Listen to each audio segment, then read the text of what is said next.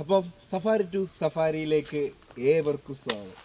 അപ്പം എൻ്റെ ഏറ്റവും ഫേവറേറ്റ് കാറും എനിക്ക് ഏറ്റവും ഇഷ്ടമുള്ള, അതായത് ഞാൻ ഈ വണ്ടി സ്വന്തമാക്കുന്നതിന് മുമ്പ് തന്നെ എനിക്ക് ഏറ്റവും ഇഷ്ടമുള്ളൊരു വണ്ടിയാണ് ടാറ്റ സഫാരി ഡൈക്കോ 2.2 ലിറ്റർ.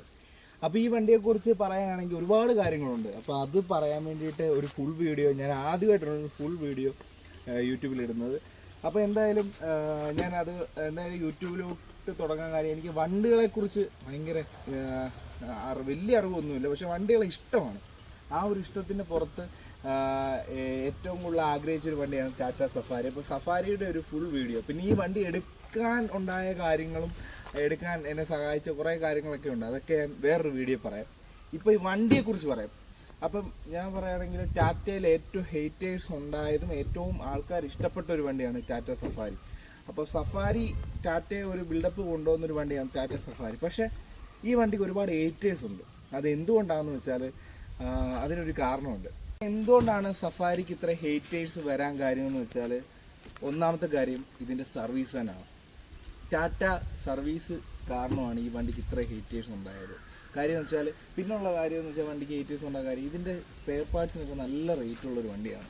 ഈ വണ്ടി ശരിയാണ്, റീസെയിൽ വാല്യൂ അല്ലെങ്കിൽ മാർക്കറ്റ് വാല്യൂ വളരെ കുറവുള്ളൊരു വണ്ടിയാണ് സഫാരി. കമ്പാരിറ്റീവ്ലി മറ്റ് വണ്ടികൾ, മറ്റ് SUVസിനെ വെച്ച് കമ്പയർ ചെയ്യുമ്പോൾ വളരെ മാർക്കറ്റ് വാല്യൂ കുറഞ്ഞൊരു വണ്ടിയാണ് സഫാരി. പക്ഷേ ഞാൻ ഉറപ്പ് വരുന്നു, എന്നെ വിശ്വസിച്ച് എൻ്റെ ഒരു അനുഭവം വെച്ച് ഞാൻ പറയുകയാണെങ്കിൽ, ഇപ്പം നമ്മുടെ ഇന്നോവ, ഫോർച്യൂണർ, പജേറോ ഇതിനെക്കാട്ടിയൊക്കെ രണ്ടിരട്ടി എന്നല്ല, അതിൽ കൂടുതൽ യാത്രാ സൗകര്യം അല്ലെ യാത്രാ സുഖം കിട്ടുന്ന ഒരു വണ്ടിയാണ് സഫാരി. അത് നിങ്ങൾക്ക് ഒരു വട്ടമെങ്കിലും ഇതിനകത്ത് യാത്ര ചെയ്താലേ മനസ്സിലാവും. കാര്യം എനിക്ക് ആ വണ്ടികളൊക്കെ ഇഷ്ടമാണ്. എനിക്ക് ഫോർച്യൂണർ ഇഷ്ടമാണ്, പജേറോ ഇഷ്ടമാണ്. പക്ഷേ ആ വണ്ടികളൊക്കെ ഓടിച്ചിട്ടുണ്ട്, കയറിയിട്ടുണ്ട്. പക്ഷേ എന്നാൽ തന്നെ അതിൻ്റെ എല്ലാം മേലെ യാത്രാസുഖമുള്ളൊരു വണ്ടി ഇതാണ്. അതുപോലെ തന്നെ എനിക്ക് പജേറോയും ഫോർച്യൂണറും എല്ലാം ഭയങ്കര ഇഷ്ടമുള്ള വണ്ടികളാണ്. എനിക്ക് ആ രണ്ട് വണ്ടികളും ഭയങ്കര ഇഷ്ടമാണ്. പക്ഷേ ഞാൻ പറയുന്നു, ആ വണ്ടിയിലേക്ക് യാത്ര ചെയ്ത ഒരു വെച്ച് പറയുകയാണ്, ആ വണ്ടികളെക്കാട്ടിയൊക്കെ യാത്രാസുഖം സഫാരിയാണ്. പിന്നെ എന്തുകൊണ്ടാണ് ഈ വണ്ടിക്ക് ഇത്രയും വാല്യൂ കുറഞ്ഞത്, ഇത്രയും റീസെയിൽ വാല്യൂ, മാർക്കറ്റ് വാല്യൂ ഒക്കെ കുറഞ്ഞതിൻ്റെ കാര്യം, ഇതിൻ്റെ മെയിൻ്റെനൻസ് അത്യാവശ്യം നല്ല രീതിയിൽ ഒരു കുഞ്ഞിനെ പോലെ കൊണ്ടു നടക്കേണ്ട ഒരു വണ്ടിയാണ് സഫാരി. പിന്നുള്ള കാര്യം എന്ന് പറഞ്ഞ് നമ്മൾ വേറൊന്നുമല്ല, റേറ്റും കാര്യങ്ങളൊക്കെ ഓക്കെയാണ്. പക്ഷേ ഈ വണ്ടി പണി കിട്ടാൻ ചാൻസ് ഉള്ള എങ്ങനെയാണെന്ന് വെച്ചാൽ, ഇപ്പം ഞാനൊരു നല്ല രീതിയിൽ മെയിൻറ്റെയിൻ ചെയ്യുന്ന ഒരാളാണ്. അപ്പം എൻ്റെ കയ്യിൽ നിന്ന് ഒരാൾ വണ്ടി എടുക്കുവാണെങ്കിൽ അയാൾ നല്ല രീതിയിൽ മെയിൻറ്റെയിൻ ചെയ്യുവാണെങ്കിൽ ഈ വണ്ടി ലൈഫ് ലോങ് ആണ്. അതേസമയം ഞാൻ വളരെ മോശമായിട്ട്, അതായത് മെയിൻറ്റെയിൻ ചെയ്യത്തില്ല, ഓയിൽ ചേഞ്ച് ചെയ്യത്തില്ല, കറക്റ്റ് സർവീസ് ചെയ്യത്തില്ല, അങ്ങനെയൊക്കെ ചെയ്യുന്ന ഒരാളുടെ കയ്യിൽ നിന്ന് വേറൊരാൾ വണ്ടി എടുക്കും. അയാൾ എങ്ങനെയായിരിക്കും ഇതിനെപ്പറ്റി പറയുക? കുറ്റം മാത്രമേ പറയുള്ളൂ. അങ്ങനെ സംഭവിച്ചാണ് ഈ വണ്ടി എടുത്തിട്ടുള്ള പകുതി മുക്കാൽ പേരും, അതായത് നല്ല രീതിയിൽ മെയിൻറ്റെയിൻ ചെയ്യുന്ന ആൾക്കാരുണ്ട്, പക്ഷേ മെയിൻറ്റെയിൻ ചെയ്യാതെ ഈ വണ്ടിയെ നശിപ്പിച്ച് കൊണ്ടു നടന്ന ആൾക്കാരുണ്ട്.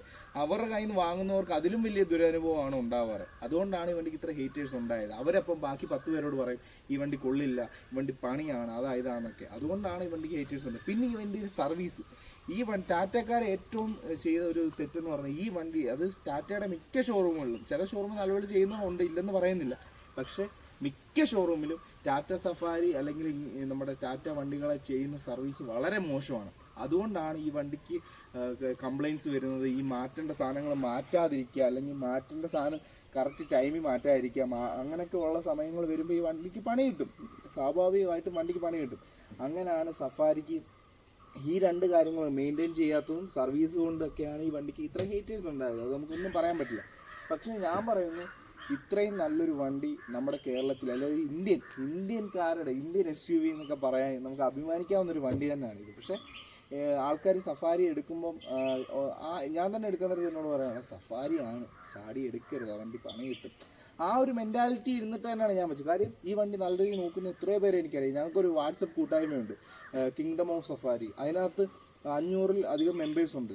പൊന്നുപോലെ വണ്ടി എന്ന് പറഞ്ഞാൽ സ്വന്തം വീട്ടിലെ ഒരു അംഗത്തെ പോലെ, ഒരു ചെറിയൊരു സ്ക്രൂ ഇളകിയാൽ തന്നെ, ഒരു ബോൾട്ടോ എന്തെങ്കിലും ഇളകിയാൽ തന്നെ അപ്പം തന്നെ പോയി സർവീസ് ചെയ്യുന്നത്, മെയിൻറ്റെയിൻ ചെയ്യുന്നത് അവർക്ക് അത്രയും ഫീലാവുന്നു. ഒരു ചെറിയ സ്ക്രാച്ച് വന്നാൽ പോലും ഭയങ്കരമായിട്ട് കൊള്ളുന്ന ആൾക്കാരൊക്കെ ഉണ്ട്.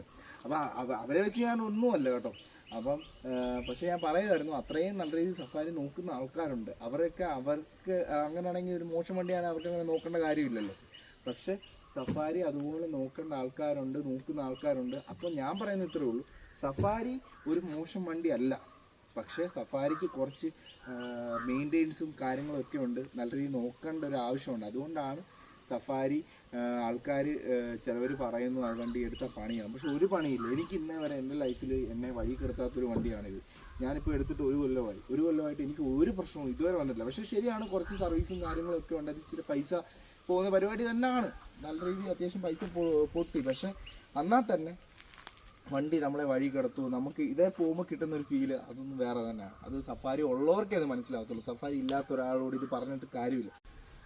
അപ്പം സഫാരി എടുക്കാൻ ആഗ്രഹിക്കുന്നവരോട് ഞാൻ പറയുന്നത്, സഫാരി എടുത്തോളൂ, ഒരു കുഴപ്പമില്ല. പക്ഷേ വണ്ടി എടുക്കുമ്പോൾ ഒരു 1 ലക്ഷം രൂപ, അതായത് വണ്ടി എത്ര നീറ്റ് വണ്ടിയാണെന്ന് പറഞ്ഞാലും എത്ര ക്ലീൻ വണ്ടിയാണെന്ന് പറഞ്ഞാലും ഒരു 1 ലക്ഷം രൂപ വണ്ടിക്ക് വേണ്ടി ഒന്ന് മാറ്റി വെക്കണം.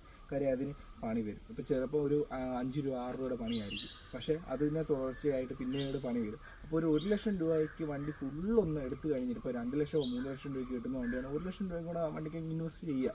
കാര്യം ആ ഇൻവെസ്റ്റ്മെൻറ്റിൽ ആ വണ്ടിയുടെ ഫുൾ വർക്കം കഴിയും. പിന്നെ ഈ വണ്ടി എല്ലാ 1 ലക്ഷം കിലോമീറ്റർ ആകുമ്പോൾ ഇതിൻ്റെ ടൈമിംഗ് ബെൽറ്റ് ഉണ്ട്. ഈ ടൈമിംഗ് ബെൽറ്റാണ് ഈ വണ്ടിയുടെ ഏറ്റവും വലിയ ഘടകം. ആ ടൈമിംഗ് ബെൽറ്റ് 1 ലക്ഷം കിലോമീറ്റർ ആകുമ്പോഴാണ് മാറ്റേണ്ടത്. പക്ഷേ ഞാൻ പറയുന്നു, ഒരു 50,000 കിലോമീറ്റർ ആകുമ്പോഴത്തേക്ക് അത് മാറ്റി കൊടുത്തു കഴിഞ്ഞാൽ, അത് മാറ്റണമെങ്കിൽ ഒരു 10-15 ഈ 15,000 to 20,000 രൂപയ്ക്ക് അകത്തേ വരുള്ളൂ. അത് പൊട്ടിക്കഴിഞ്ഞാൽ 1 ലക്ഷം രൂപ മേളിലും വരികയും ചെയ്യും. അത് പൊട്ടിക്കഴിഞ്ഞാൽ വണ്ടിയുടെ ഹാർട്ട് പോലാണ്. അത് പിന്നെ വണ്ടി എത്ര പണിഞ്ഞാലും അത് ശരിയാവത്തില്ല. പിന്നെ 1 ലക്ഷം രൂപയുടെ പണി എന്ന് പറഞ്ഞാൽ നിങ്ങളൊന്ന് ആലോചിച്ച് നോക്കുക. ഞാൻ പറഞ്ഞ 1 ലക്ഷം എന്ന് പറഞ്ഞാൽ വണ്ടിയുടെ ഫുൾ സാധനം. കാര്യം ഇതിൻ്റെ ബുഷുകളും മറ്റേ ടൈമിംഗ് ബെൽറ്റും വാട്ടർ പമ്പും അങ്ങനെ മറ്റേ എല്ലാ സാധനങ്ങളും കൂടെ മാറേണ്ട വരത്തില്ല. പക്ഷെ അങ്ങനെ ആണെങ്കിൽ തന്നെ ഒരു 1 ലക്ഷം രൂപയുടെ ഇൻവെസ്റ്റ്മെൻറ്റ് എപ്പോഴും വണ്ടിക്ക് വേണ്ടി വെച്ചേക്കണം. അതുകൊണ്ടാണ്. പിന്നെ വണ്ടിയുടെ ഈ ടൈമിംഗ് ബെൽറ്റ് എന്ന് പറഞ്ഞ സാധനങ്ങൾ പൊട്ടാതെ നോക്കുക. എല്ലാം 50,000 കിലോമീറ്റർ ആകുമ്പോൾ ടൈമിംഗ് ബെൽറ്റ് എന്ന് വെച്ചാൽ അത് പൊട്ടും, അതിപ്പോൾ പൊട്ടും എന്ന് പറഞ്ഞാൽ എനിക്ക് മുട്ടാറായി അങ്ങനെയല്ല. അതുപോലെ എനിക്ക് പൊട്ടും എന്നുള്ള രീതിയിൽ നമ്മൾ ഓടിക്കരുത്. അത് പൊട്ടത്തില്ല, പക്ഷെ ഒരു 50,000 കിലോമീറ്റർ ആകുമ്പോൾ നമ്മളൊന്ന് സേഫ് ആവാൻ വേണ്ടിയിട്ട് അതങ്ങ് മാറ്റി കൊടുത്തേക്കുക. അപ്പോൾ ആ പ്രശ്നം അങ്ങ് തീരും. അപ്പം 50,000 കിലോമീറ്റർ ആകുമ്പോൾ വണ്ടി ഒരു ഫുൾ സർവീസ് ചെയ്ത് ആ ടൈമിംഗ് ബെൽറ്റ് മാറിക്കഴിഞ്ഞാൽ വണ്ടി ലൈഫ് ലോങ് കിടന്നോളൂ, ഒരു പ്രശ്നവും വരത്തില്ല.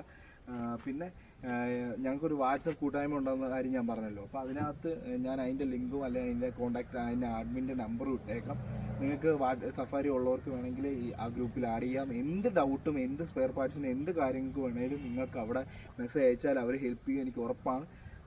പിന്നുള്ള കാര്യം എന്ന് പറഞ്ഞാൽ സഫാരി നല്ല വണ്ടിയാണ്. നിങ്ങൾക്ക് നല്ല രീതിയിൽ നോക്കാം, നല്ല രസത്തിൽ കൊണ്ടു നടക്കാം, എങ്ങനെ വേണേലും മോഡിഫൈ ചെയ്യണോ എങ്ങനെ വേണേലും കൊണ്ടു നടക്കാവുന്നൊരു വണ്ടിയാണ്. നല്ല വണ്ടിയാണ്. എനിക്ക് ഈ വണ്ടി ഇപ്പോൾ ഒരു 10-11 മാക്സിമം 11 വരെ മൈലേജ് കിട്ടാറുണ്ട്. അതിൽ കൂടുതൽ കിട്ടിയിട്ടില്ല ഇതുവരെ. പക്ഷേ 10-11 അതിൽ കൂടുതൽ എക്സ്പെക്റ്റ് ചെയ്യരുത്. പിന്നെ വണ്ടി ഒരു ലുക്കാണ്, യാത്രാ സൗകര്യമാണ്, നല്ലൊരു ഫാമിലി വെഹിക്കിളാണ്. ഇതൊക്കെയാണ് ഈ വണ്ടിയെക്കുറിച്ച് പറയാനുള്ളത്. അപ്പോൾ എടുക്കാൻ ആഗ്രഹിക്കുന്നവർ ഇങ്ങനെയുള്ള കാര്യങ്ങൾ ശ്രദ്ധിക്കുക. പിന്നെ നല്ല രീതിയിൽ മെയിൻറ്റെയിൻ ചെയ്ത വണ്ടി എടുക്കാൻ നോക്കുക. അതേസമയം കൊള്ളാത്ത വണ്ടി എടുത്താൽ പണി കിട്ടും, പിന്നെ പറഞ്ഞിട്ട് കാര്യമില്ല. കാര്യം നല്ല വിലക്കുറവിലൊക്കെ OLX-ലും ഫേസ്ബുക്കിലൊക്കെ കാണും. അതായത് 2 ലക്ഷം രൂപ താഴെയൊക്കെ ഈ വണ്ടി കിട്ടും. പക്ഷേ അതപ്പം ആ വണ്ടി മെയിൻറ്റെയിൻ ചെയ്യാത്തൊരു വണ്ടി ആണെന്നും കൂടെ നിങ്ങൾ വിചാരിക്കും. നല്ല മെയിൻറ്റെയിൻ ചെയ്ത വണ്ടി നമ്മളൊന്ന് ഇന്ത്യയിൽ എല്ലാം കണ്ട് ഒരു മെക്കാനിക്കിനെ കൊണ്ട് കഴിയുമ്പോൾ നമുക്ക് മനസ്സിലാവും, ഒരു സർവീസ് ഹിസ്റ്ററി ഒക്കെ എടുക്കുമ്പോൾ മനസ്സിലാവും. പക്ഷേ മെയിൻറ്റെയിൻ ചെയ്യാത്തൊരു വണ്ടി എടുത്തു കഴിഞ്ഞാൽ ചിലപ്പോൾ ടൈമിംഗ് ബെൽറ്റ് പൊട്ടിയതോ അങ്ങനെയുള്ള വല്ല വണ്ടിയാണെങ്കിൽ നമുക്ക് പണി കിട്ടും. അപ്പോൾ അതുകൊണ്ടാണ് ഞാൻ പറയുന്നത്, മെയിൻറ്റെയിൻ ചെയ്ത വണ്ടി കിട്ടുവാണെങ്കിൽ നിങ്ങളുടെ ലക്കാണ്. അപ്പം വില കുറഞ്ഞ വണ്ടിയിൽ ചാടിക്കയറി എടുക്കാതിരിക്കുക. പിന്നെ സഫാരി, പക്ഷേ ഈ സഫാരിയുടെ വാല്യൂ എന്തായാലും ഞാൻ ബാക്കിയുള്ളവർ മനസ്സിലാക്കും. കാര്യം സഫാരി ഹെയ്റ്റ് ചെയ്യുന്നവർക്ക് ഒന്ന് ഓടിച്ചോ, ഈ വണ്ടി കാണാത്ത ആൾക്കാർ തന്നെ ആയിരിക്കും ഈ സഫാരിയെക്കുറിച്ച് ഏറ്റവും കൂടുതൽ ഹെയ്റ്റ് പറയുന്നത്. അവർക്കൊക്കെ വേണ്ടിയാണ് ഞാൻ ഈ വീഡിയോ തരുന്നത്. കാര്യം ചുമ്മാ ഈ വണ്ടിയെ കുറ്റം പറയരുത്, ഇത് അങ്ങനെ ഒരു വണ്ടിയല്ല. കാര്യം എൻ്റെ വണ്ടി ആയതുകൊണ്ട് മാത്രമല്ല, എനിക്ക് ഈ വണ്ടി എടുക്കുന്നതിന് മുമ്പ് തന്നെ എനിക്ക് വണ്ടി ഇഷ്ടമുള്ളായിരുന്നു. അപ്പോൾ ചുമ്മാ ഈ വണ്ടിയെ ഹേറ്റ് ചെയ്യുകയോ കുറ്റം പറയുകയും ചെയ്തു. ഈ വണ്ടിക്ക് ഒരു പർപ്പസ് ഉണ്ട്. ഈ വണ്ടിയുടെ രീതിയിൽ നല്ല രീതിയിൽ മെയിൻറ്റെയിൻ ചെയ്ത് കഴിഞ്ഞാൽ ബെസ്റ്റ് വെഹിക്കിളായിട്ട് നമുക്ക് പറയാം. നല്ലൊരു SUV ആണ്. നിങ്ങൾക്ക് ഇഷ്ടപ്പെട്ട് എടുക്കാൻ താല്പര്യമുണ്ടെങ്കിൽ ഈ വണ്ടി എടുത്തോ. പക്ഷേ നല്ല മെയിൻറ്റെയിൻ ചെയ്ത വണ്ടിയായിരിക്കും. പിന്നെ ഈ ബാക്കിയുള്ള ഡീറ്റെയിൽസ് അകത്താണ്. അപ്പോൾ വണ്ടിയുടെ പെയിൻ്റൊക്കെ ഒന്ന് ചെയ്യണം. വണ്ടി എനിക്ക് കിട്ടിയപ്പോഴും ഈ കണ്ടീഷനായിരുന്നു. പിന്നെ ഞാൻ ആ മെക്കാനിക്കൽ വൈസായിട്ട് ഞാൻ പണിഞ്ഞിട്ടുള്ളൂ, അല്ലാതെ ഒന്നും ചെയ്തിട്ടില്ല. എനിക്കിനി പെയിൻറ്റിങ്ങോടെ ചെയ്ത് കഴിഞ്ഞാൽ വണ്ടി പക്കയാവും. അപ്പോൾ ഇനി നിങ്ങൾ പറയണേ, ഞാനിത് ബ്ലാക്ക് മാറ്റി ഒരു യൂണിക് കളർ ആക്കണമെന്ന് എനിക്ക് ആഗ്രഹമുണ്ട്. അപ്പോൾ നിങ്ങൾ പറയണം, ഇത് ബ്ലാക്ക് മാറ്റണോ അതോ വേറെ ഏതെങ്കിലും കളർ ചൂസ്. എന്തായാലും അടിക്കുമ്പോൾ വേറെ ഒരു വെറൈറ്റി കളർ മാത്രമേ അടിക്കത്തുള്ളൂ. പക്ഷേ ഇത് ബ്ലാക്ക് മാറ്റണോ, എനിക്ക് ഇത് കൺഫ്യൂസ്ഡ് ആയിട്ട് ഇരിക്കുവാണ്. ഇങ്ങോട്ട് അകത്ത് കാണിക്കാം.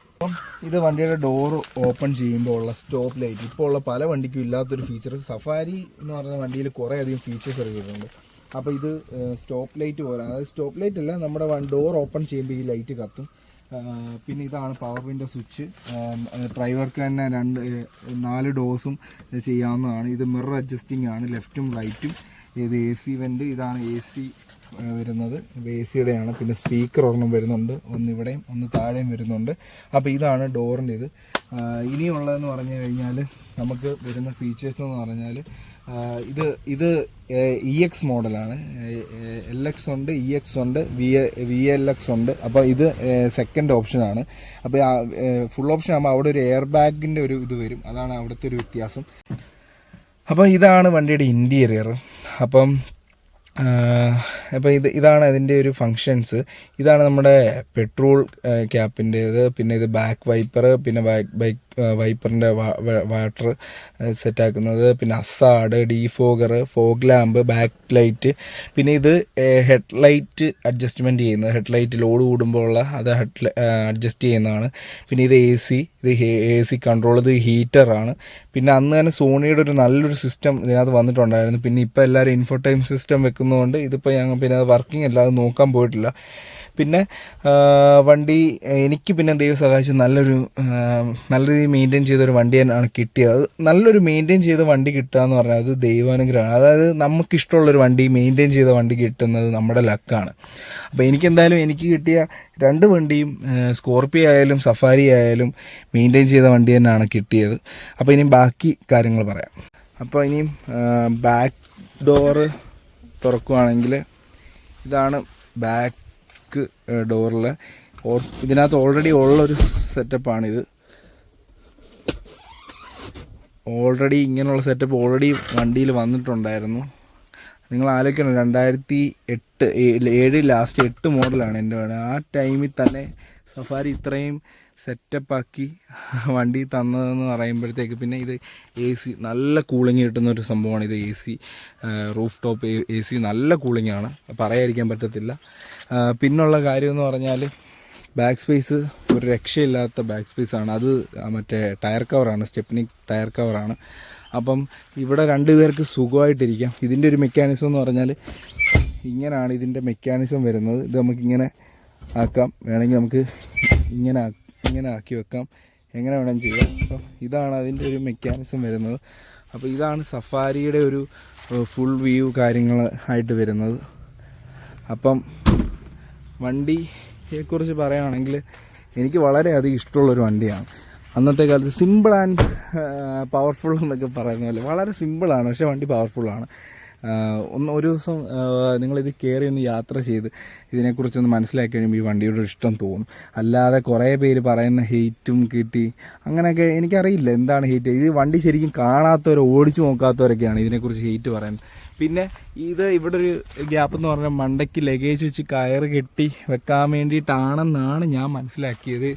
അങ്ങനൊരു സംഭവമാണെന്നാണ് ഞാൻ മനസ്സിലാക്കിയത്. പിന്നെ അത്യാവശ്യം നല്ല ഓപ്പൺ വ്യൂ ആണ് വണ്ടിയിൽ നിന്ന് കിട്ടുന്നത്. പിന്നെ ഇതാണ് വണ്ടിയുടെ ഒരു വാൾക്ക് റൗണ്ട് നോക്കുവാണെങ്കിൽ ഇങ്ങനെയാണ് വണ്ടി വരുന്നത്. അപ്പം ഇതാണ് നമ്മുടെ സഫാരി.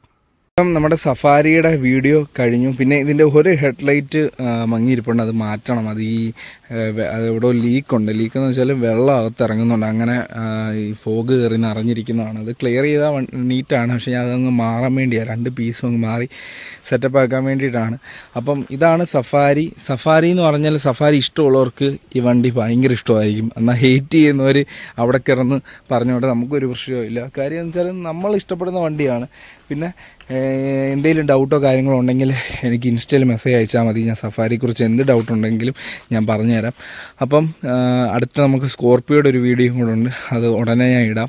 അപ്പോൾ ഇതാണ് നമ്മുടെ സഫാരിയുടെ വീഡിയോ. എന്ത് ഡൗട്ട് ഉണ്ടെങ്കിലും പിന്നെ ഞങ്ങളുടെ വാട്സപ്പ് കിങ്ഡം ഓഫ് സഫാരി എന്ന് പറഞ്ഞൊരു വാട്സപ്പ് ഗ്രൂപ്പാണ്. അതിൻ്റെ അഡ്മിൻ്റെ നമ്പറോ അല്ലെങ്കിൽ എനിക്ക് പേഴ്സണൽ മെസ്സേജ് അയച്ചാൽ ഞാൻ അതിനകത്ത് ആഡ് ചെയ്തോളാം. അപ്പോൾ സഫാരി ഉള്ളവർക്ക് എന്തെങ്കിലും ഡൗട്ടോ എന്തെങ്കിലും ബുദ്ധിമുട്ടോ കാര്യങ്ങളോ ഉണ്ടെങ്കിൽ നിങ്ങൾ മെസ്സേജ് അയച്ചാൽ ഞാൻ അങ്ങനെ ഹെൽപ്പ് ചെയ്യാം. പിന്നാണെങ്കിൽ സഫാരി എടുക്കാൻ ഇഷ്ടമുള്ളവർ എടുക്കുക, വേറെ ആൾക്കാർ പറയുന്നത് നോക്കരുത്. നല്ല വണ്ടിയാണ്. ഈ വണ്ടിക്ക് എന്തായാലും ഇനി വരും കാലങ്ങളിൽ ഡിമാൻഡ് കൂടും. അതിനുള്ള വഴി നമുക്കറിയാം. കാര്യം വെച്ചാൽ ഈ വണ്ടിയുടെ വാല്യൂ, ആ വണ്ടി എന്താണ്, എങ്ങനെയുള്ള വണ്ടിയാണെന്ന് ഞാൻ ബാക്കിയുള്ളവരെ മനസ്സിലാക്കി കൊടുക്കും. അപ്പം ഇപ്പോൾ കിട്ടുന്ന കുറഞ്ഞ റേറ്റിൽ നല്ല വണ്ടി കിട്ടുവാണെങ്കിൽ എടുത്തോളൂ. അപ്പോൾ അതാണ് ഞാൻ പറയാനുള്ളത്. നല്ല വണ്ടിയാണ്. ദ റിയൽ ഇന്ത്യൻ SUV എന്ന് വേണമെങ്കിൽ നമുക്ക് പറയാം. എന്ന് വേണമെങ്കിലല്ല, എന്ന് പറയാവുന്നൊരു മുതലാണ്. ഇപ്പോഴും ഇതിൻ്റെ ലുക്ക് ഔട്ടായിട്ടില്ല. ഇത് എനിക്ക് തോന്നുന്നതാണോ എന്നറിയത്തില്ല. എനിക്കോ ഞാൻ സഫാരി ഇഷ്ടപ്പെടുന്നവർക്ക് തോന്നി. ഇപ്പോഴും ഞാൻ പറയുന്നു, ഈ ഒരു ലുക്ക്, ഈ ഒരു യൂണിക് ലുക്കുള്ള വണ്ടികൾ കുറവാണ്. അത് പറയാതിരിക്കാൻ പറ്റത്തില്ല. പിന്നെ ഈ എൻ്റെ ഒരു റിക്വസ്റ്റാണ്, ഇപ്പം ഈ പഴയ സിയറയൊക്കെ വന്ന പോലെ ടാറ്റ സഫാരി, ഡൈക്കോറോ അല്ലെങ്കിൽ സ്ട്രോമോ ഒക്കെ ഒന്ന് തിരിച്ച് ആ ലുക്കിലൊന്ന് വരുവാണെങ്കിൽ, ഇപ്പോഴത്തെ ഫീച്ചേഴ്സൊക്കെ കയറി വരുവാണെങ്കിൽ നമുക്ക് അഭിമാനിക്കാം. കാര്യം ഇന്ത്യൻ മാർക്കറ്റിൽ രാജാവാൻ പോകുന്നൊരു വണ്ടിയായിരിക്കും അങ്ങനെ വന്നു കഴിഞ്ഞാൽ ടാറ്റ സഫാരി.